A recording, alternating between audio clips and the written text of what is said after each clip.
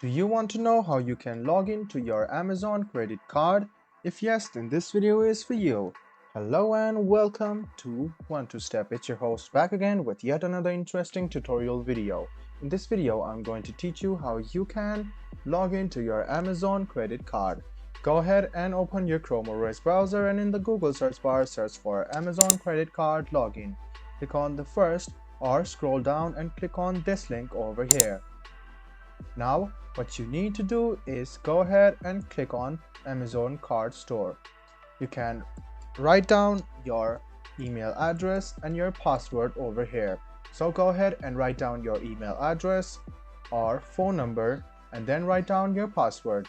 Click sign in and then you can access your Amazon credit card. If in case you have forgotten your password, this is the link which you need to click. If you have not created an Amazon account for yourself, click create your account.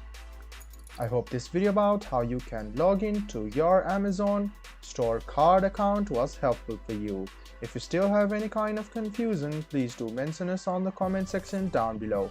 Like the video, subscribe to the channel and don't hit the bell button for more.